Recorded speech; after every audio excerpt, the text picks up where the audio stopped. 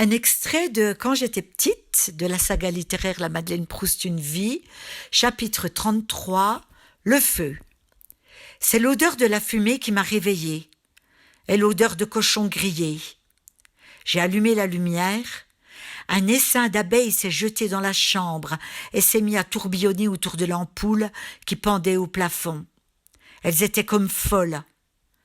Par la fenêtre ouverte, j'entendais des cris, des crépitements et un ronflement terrible, comme si une locomotive passait à toute bise devant chez nous.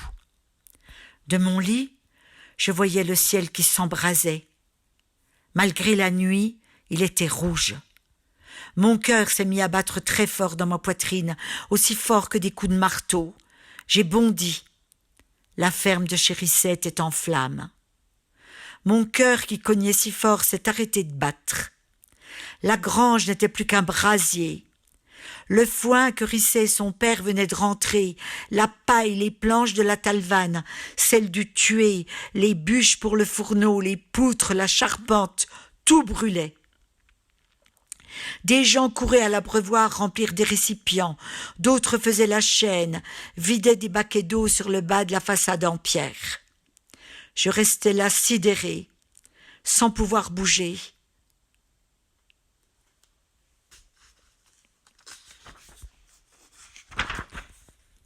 Les pompiers sont arrivés à toute berzingue, dans leur vieux camion. 6 pompiers en sont descendus au pas de course. J'ai reconnu mon oncle Virgile. Il n'avait pas son képi à galon, mais un casque qui lui tombait sur les yeux. Le lieutenant a donné des ordres en hurlant « Reculez-vous, bon Dieu !» Aussi rapide que l'éclair, ils ont déroulé le tuyau, installé la pompe à bras, que 4 d'entre eux actionnaient en cadence.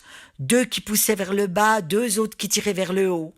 Les hommes remplissaient le réservoir de la pompe et couraient à nouveau vers l'abreuvoir, les seaux de bâche à la main. Puis, les seaux pleins d'eau passaient de main en main, le long de la chaîne, jusqu'à la pompe. Mais alors qu'ils commençaient d'arroser, la charpente s'est écroulée dans un craquement et dans un tourbillon de flammes et une avalanche d'étincelles.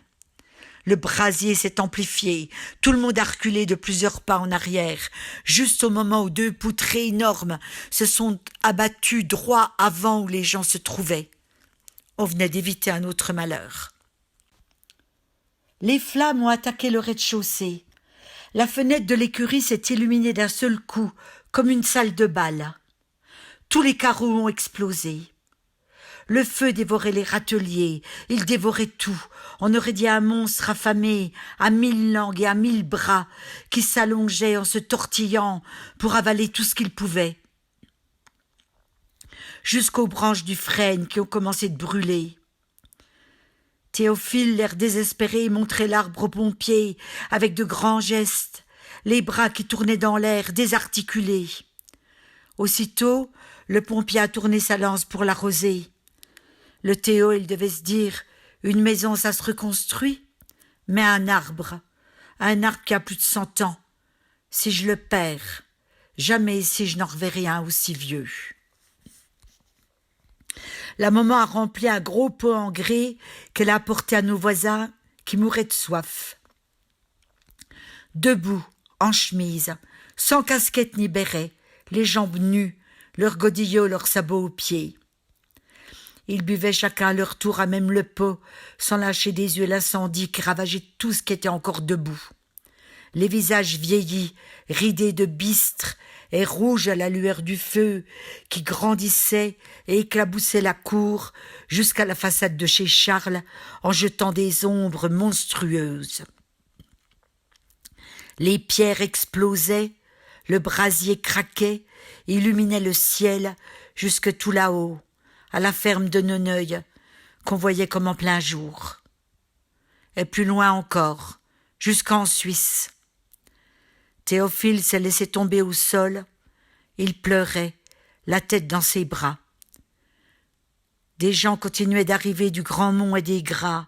Ils se rassemblaient devant chez Charles, jusque devant chez nous, dans la chaleur torride et dans la lumière rouge de la fournaise, sans dire un mot, la figure pleine de tristesse et d'épouvante.